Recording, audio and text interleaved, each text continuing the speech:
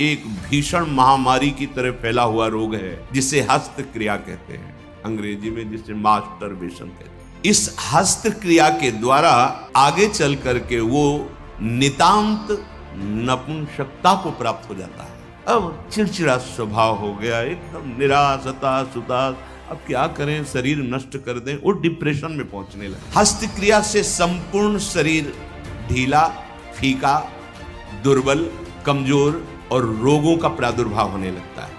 खड़े भोजन नहीं पाना चाहिए, लेटे भोजन नहीं पाना चाहिए, चलते हुए नहीं पाना चाहिए, बहुत गर्मा गर्म भोजन ब्रह्मचारी को नहीं करना चाहिए। इस महारोग का आना सहज है, पर इससे पिंड छुड़ा लेना बहुत ही कठिन है। किसी डॉक्टर की ना किसी दवा की कोई सामर्थ्य नहीं इसको छुड़ा सके। बहुत गौर से सुनना, और प्रायः इसको बहुत हल्के में लेकर के अपने जीवन को नष्ट किया जा रहा है। चाहे पुत्र हो या पुत्री, शिष्य हो या शिष्या, उसको ये बात समझावें कि ब्रह्मचर्य ही आपको लौकिक पारलौकिक उन्नति दिलाएगा। जैसे आप सुन रहे हो तो आपको एक चोट पहुंचाएंगे शब्द, ये आपको उठाने की कोशिश करेंगे। अगर आपने पकड़ लिया शब्द का सहारा तो उठ जाओगे, कोई औषधि नहीं बचा सकती, आप स्वयं बच सकते हो। आप में अभी भगवान ने सामर्थ्य दी है। एक भीषण महामारी की तरह फैला हुआ रोग है जिसे हस्त क्रिया कहते हैं, अंग्रेजी में जिसे मास्टरबेशन कहते हैं। इससे बालकों से लेकर के बड़े तक का यह संहार कर रहा है महामारी। कौन सी महामारी? यह हस्त मैथुन, यह हस्त क्रिया। इससे बढ़कर नाशकारी कोई रोग नहीं है। बहुत ध्यान देने योग्य बातें हैं। आज शर्माया जाता है बातें अपने बच्चों से पूछने में, या अपने शिष्यों को उपदेश देने का यही समय नहीं है। उपासना की नींव तो मजबूत होनी चाहिए, तब तो उपासना का मैल खड़ा है। कैसी बातें कर, क्रियाएं कर रहे हो, तुम्हें शर्म नहीं आ रही, गंदे आचरणों में उतर रहे, शर्म नहीं आ रही, और उनका निवारण कैसे होना है इस बात के सुनने और बोलने में तुम्हें शर्म आ रही, कैसी मूढ़ता छा रही। ये कराल काल के पंजे में फंसा करके जीवित रहने पर भी मुर्दे के समान कर देता है। ये बड़ा दुर्भाग्य हो रहा है कि आज हमारी समाज इससे पीड़ित होती चली जा रही। हितधाम में सायंकाल के समय कुछ समय चर्चा होती थी, तो जो पुराने हैं उनको याद होगा, 70-75 वर्ष के उन्होंने माइक में कहा था कि पूर्व बचपन की अभ्यास आज तक नहीं छूट पा रही, मुझे बचा लो। बड़ा आश्चर्य हुआ था कि इतना समय जब इस ब्रह्मचर्य के विषय में चर्चा हुई, उन्होंने सुना, तो वो चूंकि कहीं ना कहीं पवित्रता हृदय में थी, तो बोल पड़े माइक में खड़े होके कि इतनी आयु है पर मैं ऐसी गलती आज भी करता हूं, अब मुझे बचा लो। इस महारोग का आना सहज है, पर इससे पिंड छुड़ा लेना बहुत ही कठिन है। किसी डॉक्टर की ना किसी दवा की कोई सामर्थ्य नहीं इसको छुड़ा सके। बहुत गौर से सुनना, और प्रायः इसको बहुत हल्के में लेकर के अपने जीवन को नष्ट किया जा रहा है। ये सबसे बड़ी क्रूरता अपने साथ तुम कर रहे हो। यदि हस्त क्रिया के द्वारा अपनी जीवनी शक्ति को नष्ट कर रहे हो, आपकी नस नाड़ियों से जीवनी शक्ति निचुड़ रही है, ये तुम्हारा नाश कर देगी। इस क्रिया से जितनी हानि उठानी पड़ती है वो हम वर्णन नहीं कर सकते। ये अनिष्टकारी क्रिया खिलवाड़ में सीख जाते हैं बच्चे। एक 13 वर्ष का बच्चा, कुछ चिन्ह होते हैं जो पहले से गुरुजनों की कृपा साधन करने पर परिचय में आ जाते हैं कि ये स्त्री सहवास से वीरपात हुआ है या हस्त मैथुन से हुआ है। देखा, पहले तो मना किया, नहीं, फिर जब और जोर दिया कि भाई इसमें तुम्हें लाभ मिल जाएगा अगर आप स्वीकार कर लो। हाँ, दिन में 3-3, 4-4 बार बच्चों का काम खिलवाड़, उनको खिलवाड़ लग रहा है। ऐसा लग रहा है कि बहुत अच्छा मार्ग मिल गया जिससे हम सुखी हो जाएंगे। दुर्दशा ये हो गई कि 13 और 14 वर्ष का बच्चा वो इतने बड़े रोग से ग्रसित हो गया कि लव शंका करते ही जो महान शक्ति उसका पतन।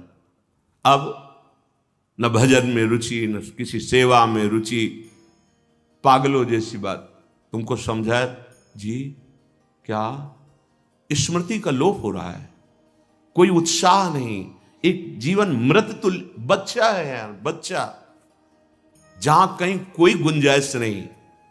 जैसे अग्नि के ऊपर चला जाए तो कैसे चला जाएगा, एकदम पैर ऐसे ऐसे, ये अवस्था किशोर अवस्था है, ब्रह्मचर्य पूर्ण जीवन, एकदम उछलता हुआ जीवन, तेज। कैसा भी कोई हो, किशोर अवस्था बड़ी सुंदर अवस्था होती है, प्रकाश आता है, क्योंकि उस समय तक गलत संबंध। आज तो किशोर अवस्था प्रारंभ होने से ही ये दुर्दशा, मोबाइल, कुसंग, ये सब बहुत नष्ट कर रहा है, इसे खिलवाड़ समझा जाता है। और दुर्भाग्य की बात कि जो हमारे सलाहकार हैं वो उनको कहते हैं इससे रिलैक्स हो जाओगे। ओ अंग्रेजी का शब्द है वो, हाँ कौन सा, जो भी स्टेशन हो स्टेशन, बोले उससे मुक्त हो जाओगे, होश में, होश में। ये उन महापुरुषों के वचन है जो ब्रह्माकार वृत्ति में स्थित है। जैसे किसी लकड़ी में घुन लग जाता है और वो खोखली हो जाती है, ऐसे ही शरीर जर्जर हो जाता है। बहुत बहुत सावधानी की जरूरत है। ये मतलब इस हस्त क्रिया के द्वारा आगे चल करके वो नितांत नपुंसकता को प्राप्त हो जाता है।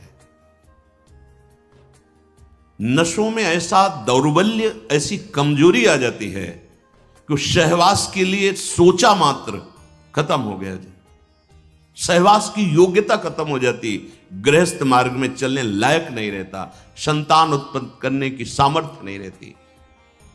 बहुत सावधानी की जरूरत है, इसे खिलवाड़ मत समझो। किसी भी औषधि में, किसी भी डॉक्टर में कोई भी ऐसा उपाय नहीं है जो इसे छोड़ सके।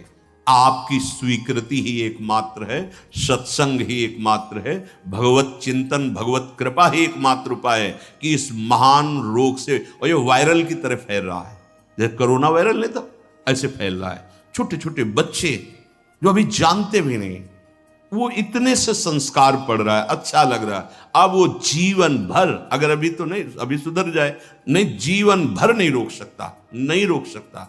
या तो सद्गुरु कृपा हो जाए और बहुत शासन हो और वो स्वयं उस शासन को स्वीकार करे तो निकल सकता है, नहीं बड़े बड़े इस महामारी से नहीं निपट सकते। इसके लिए कोई इंजेक्शन नहीं तैयार हुआ अभी तक, ये आप जाओ रोग खत्म। ये स्वयं स्वीकृति में बैठा हुआ महामारी है और ये वायरल की तरफ फैल रहा है, नवीन पीढ़ी का सर्वनाश। और कुछ महानुभाव ऐसे हैं कि इसको बता रहे हैं तो नेचुरल है, ये स्वाभाविक है, प्राकृतिक चलता है, ये कोई, अरे तुम सर्वनाश को तुमसे प्राकृतिक बता, स्वाभाविक बता रहे हो? नहीं, बहुत सावधान आप लोग। दुर्भाग्य का निमंत्रण मत दें। ये दुर्भाग्य है, ऐसा दुर्भाग्य है कि आपकी दिनचर्या ही नहीं हो सकती। कभी भी व्यभिचारी की एक जैसी दिनचर्या बहुत काल तक नहीं हो सकती। 2-4 दिन प्रयास करेगा, गिर जाएगा। ब्रह्मचर्य कभी भी दिनचर्या में फर्क नहीं पड़ने देगा, चाहे जैसी स्थिति हो, चाहे जैसे शरीर नहीं उठ पा रहा तो उसका चिंतन भागवती को होने लगेगा। इसलिए सामान्यता, जिसे हम बहुत सरल समझ रहे, बहुत सुख समझ रहे, इसको आप सावधानी पूर्वक बहुत ध्यान दीजिए। बहुत ध्यान का इसलिए विषय है कि ये नींव है हमारे अध्यात्म की, हमारे परमार्थ की। शरीर के भीतर बताया था कल भी, एक मनोवाह नाम की नाड़ी है। इस नाड़ी का कार्य है मथानी जैसे नहीं, दो दूध दही का मंथन करे तो मक्खन निकाल देती है, ये इतनी चिंतन से गर्म हो जाती है नाड़ी, तो वीर पूरे शरीर के रक्त के साथ है, उसी से आपकी हड्डियां मजबूत होती हैं, उसी से आपका शरीर बलिष्ठ होता है, उसी से आपके मन को पवित्र विचारों में चलने की सामर्थ्य मिलती है। ये जो कहते हैं ना कि हम नहीं चल पा रहे हैं, हम भजन नहीं कर पा रहे हैं, आप कमी को पहचानिए। शरीर के भीतर जो मनोवाह नाम की एक नाड़ी है, ये मंथन कार्य करती है। जे ही आप कामासक्त हुए, चिंतन किए, तो पूरे शरीर से, जैसे दही के मंथन से वो घृत निकाल ले, वैसे ये मनोवाह नाड़ी काम करती है। वो पूरे शरीर की नस नाड़ियों से आपके जो वीर शक्ति उसको एकत्रित कर लेती है, चाहे शरीरधारी कोई भी हो, स्त्री हो पुरुष कोई भी हो, उसको एकत्रित कर लेती है। पूरी नस नाड़ियां कांप उठती हैं जब उसका आकर्षण, वो आप समझ नहीं पा रहे, वो आप समझेंगे ऐठन हो रही है आप ऐसे, वो पूरे नस नाड़ियों को निर्जीव कर रही, शक्तिहीन कर रही है। सिर से पैर तक हर अंग हिल जाता है। शरीर का मंथन करके वो एकत्रित करके बाहर कर देगी। अब क्रिया करो या ना करो, दौर्बल्य, प्रमेह, स्वप्न दोष, ये निश्चित उसके शरीर में प्रकट हो जाते हैं। शरीर के रक्त में एक सफेद और दूसरे लाल कीट होते हैं। सफेद कीटों में बाहरी आए हुए प्राकृतिक प्रहार, रोगों के प्रहार से लड़ने की सामर्थ्य होती है। जो हस्तक्रिया या अन्य अष्टमैथुनों के द्वारा वीर शक्ति का नाश करता है, तो सफेद कीट ये नष्ट होने लगते हैं। अब जो लड़ने की सामर्थ्य थी प्रकृति से, गर्मी, सर्दी, बरसात, मान अपमान, निंदा, स्तुति और रोगों से, वो क्षीण हो गई। अब चिड़चिड़ा स्वभाव हो गया, एकदम निराश, हताश, उदास। अब क्या करें, शरीर नष्ट कर दें, वो डिप्रेशन में पहुंचने लगता है। समझो, अधिकतर हमारी दुर्दशा हो रही। ध्यान देकर सुनना। अगर वो शुभ कीट जो रोगनाशक सफेद हैं, वीर आप नष्ट नहीं करते, तो इतने बलवान हो जाते हैं कि एक बार विष को भी वो पचा डालेंगे। इतनी उसमें सामर्थ्य है, आपकी हानि नहीं होने देंगे। ज्यों ज्यों आप ये नीच चेष्टा करते हैं, त्यों त्यों ही ये जो आपको सबल बनाने वाले वो नष्ट होने लगते हैं, और उसके कारण भयानक रोगों का सृजन होने लगता है। मनुष्य के शरीर में और दिमाग में और स्नायुओं पर ऐसा प्रभाव पड़ता है, आगे चलकर पक्षघात हो जाता है, ग्रंथिवात, जितने जोड़ों में दर्द, पागलपन या और रोगों की उत्पत्ति होने लगती है, क्योंकि वो जो लड़ने वाले कीट वो सब नष्ट हो जाते हैं। व्यभिचार सर्वथा निंदनीय है, और सबसे महानिंदनीय है ये हस्त क्रिया, क्योंकि इसमें किसी दूसरे की जरूरत नहीं होती है।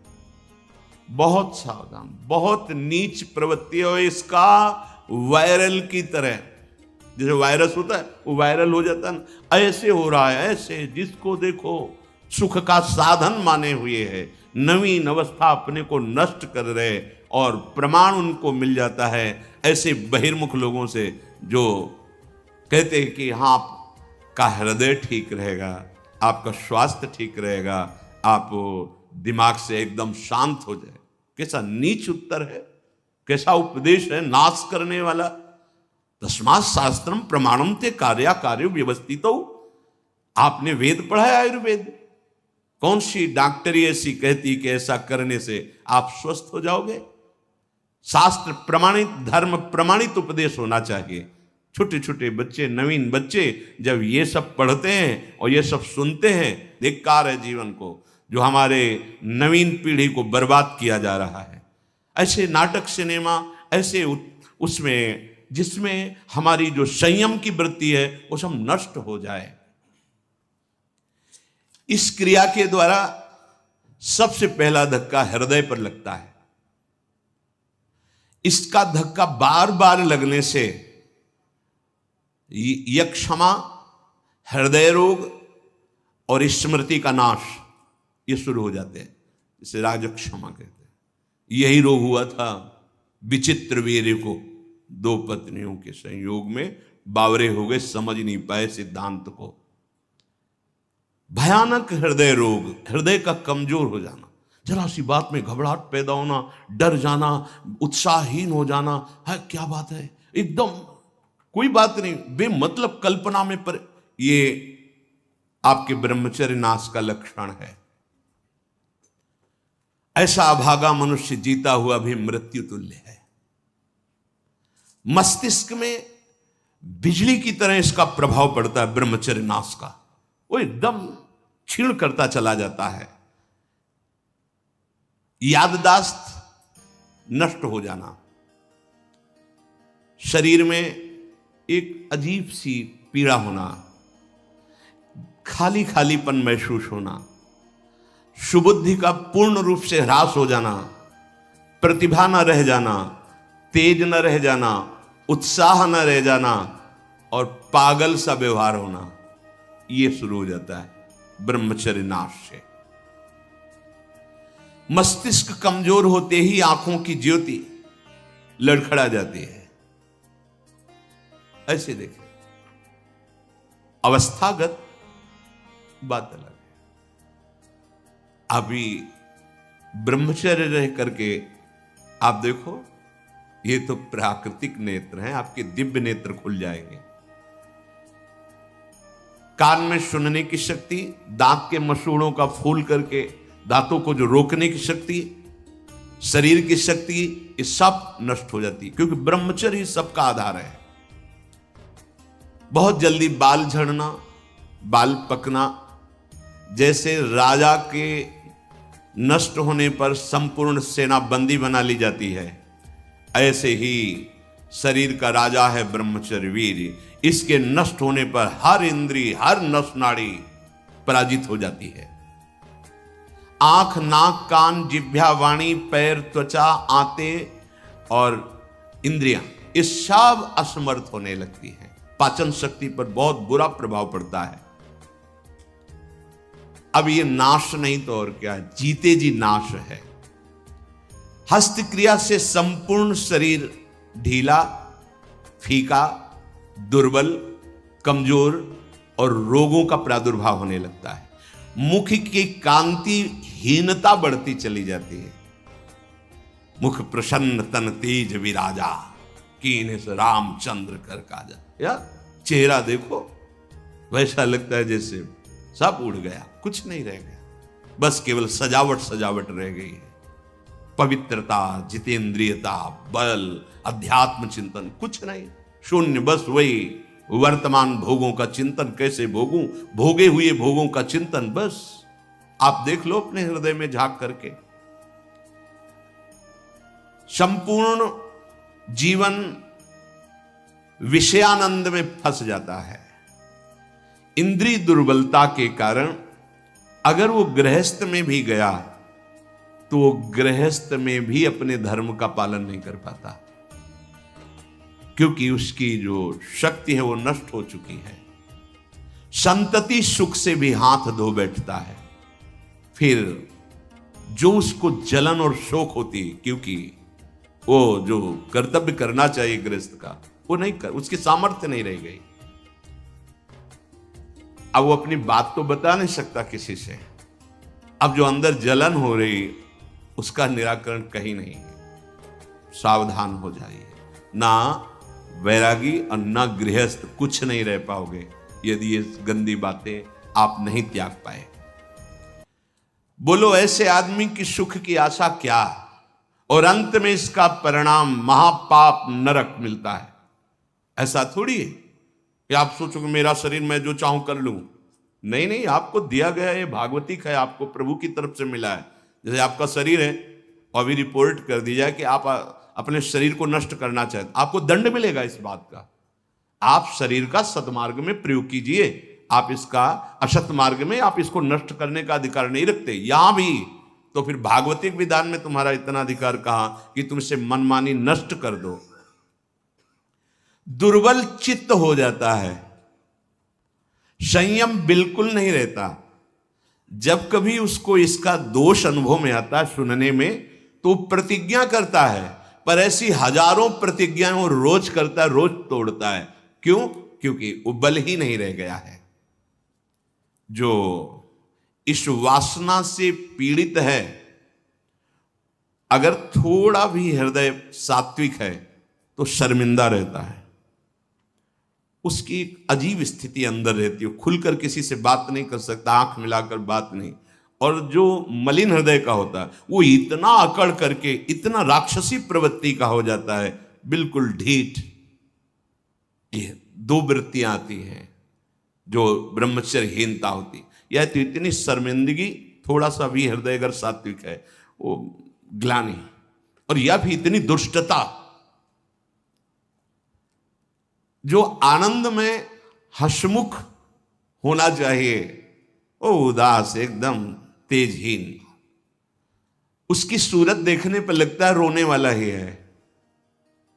स्वभाव में रुक्षता होती है, चिड़चिड़ापन, क्रोधी, निस्तेज, आंखें अंदर धंसने लगती, यहां खालीपन होने लगता है, एक खालीपन, एक काला सा चिन्ह। बहुत बहुत सावधान।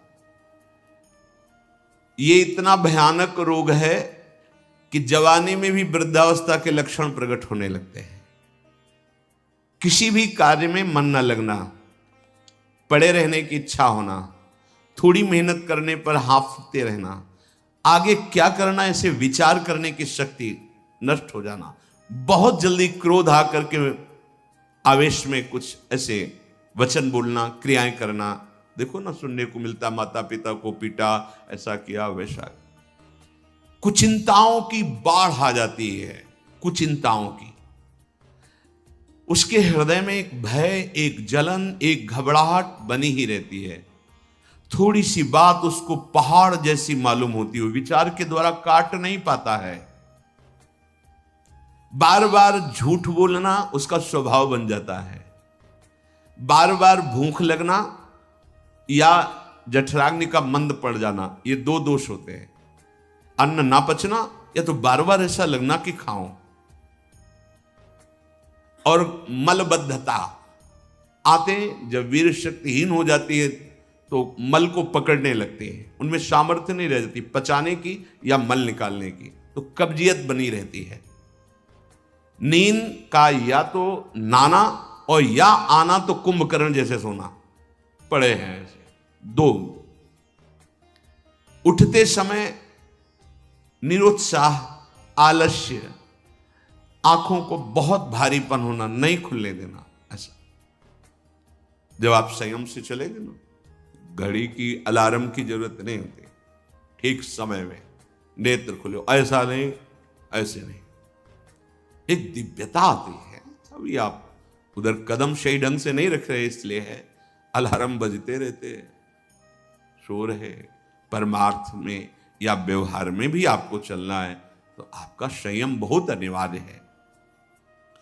अब बच्चे कहते हैं हमारी स्मृति काम नहीं करती है, पढ़ाई में मन नहीं लगता है, ऐसा क्यों नहीं लगता? आप देखो अपने आचरणों को, देखो पढ़ाई, ये तो इतने टेबलेट, इतना सब, एक बार बोल दीजिए, कभी भी जीवन में पूछ लीजिएगा, उसे दोबारा पढ़ने की सुनने की आवश्यकता नहीं। एक बार अगर हम नहीं सुनना चाहते तो आप हल्ला मचाते रहो, बाद में पूछो तो ना हमने वर्तमान में सुना ना, बाद में उसकी स्मृति रहेगी। जहां स्मृति लगी वहीं लगी है। रात्रि में जो स्वप्न दोष होता है, इन्हीं गलतियों का परिणाम होता है। यदि आप ऐसी कोई गलती ना करें तो कल चर्चा में बताया था, स्वाभाविक कभी हो, वो उफान जैसा, वो जो संतानोत्पत्ति वाला, वो नहीं। जो हस्त क्रिया से युक्त हो गया है वो अनुभव करे।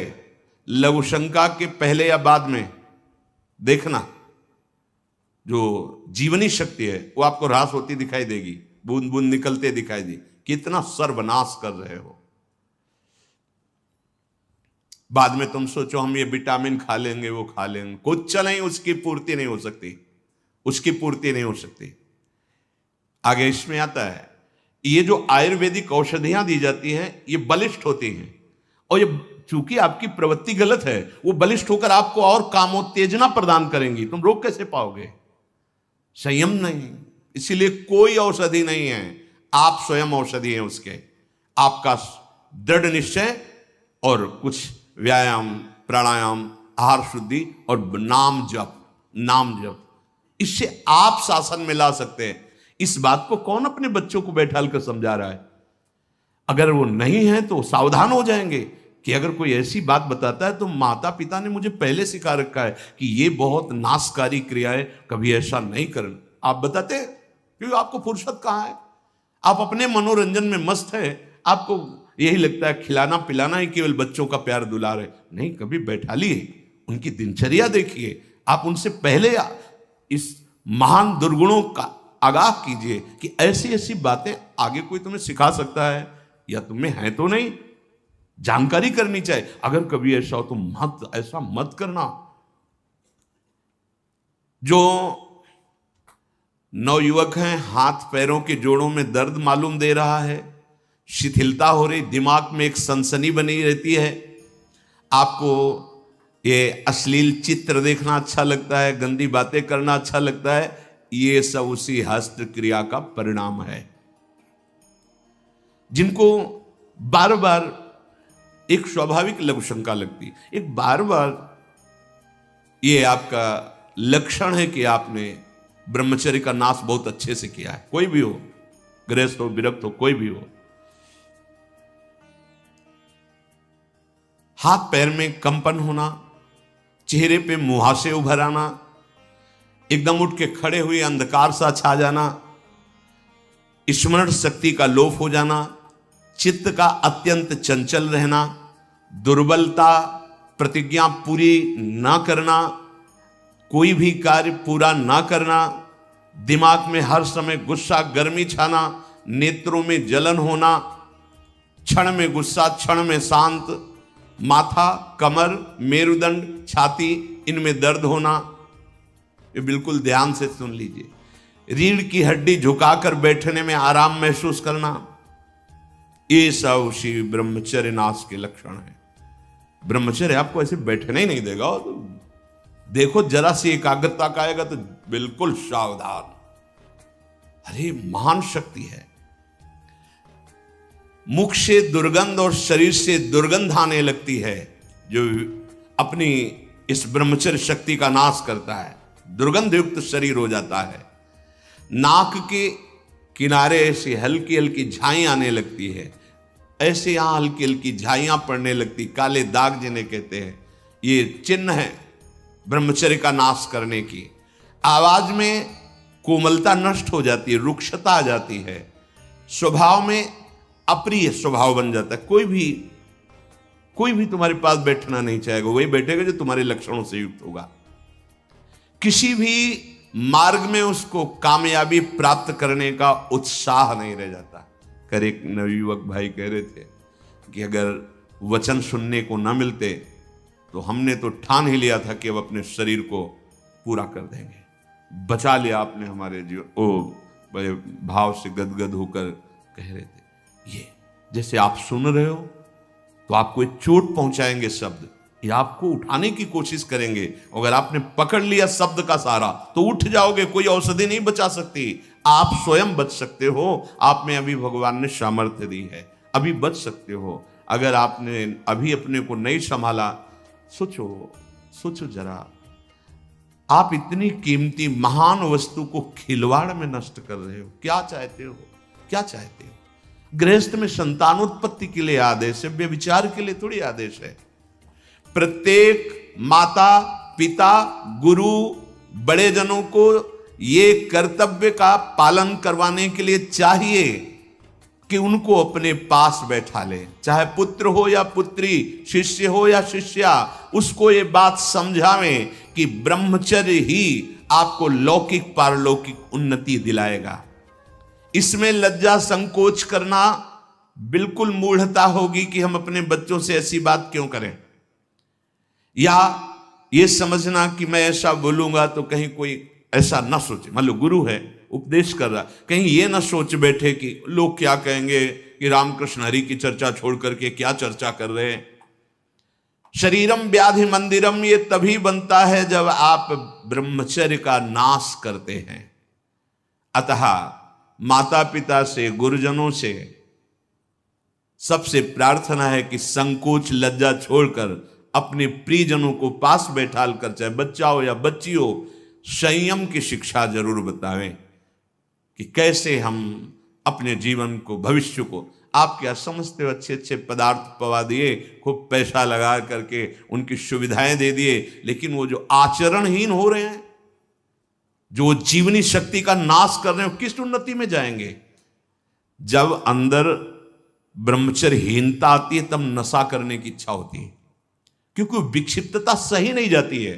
वो गांजा, चरस, ड्रग्स, ये वो, अब उस नशे की उत्तेजना में और नष्ट होता चला जाता है।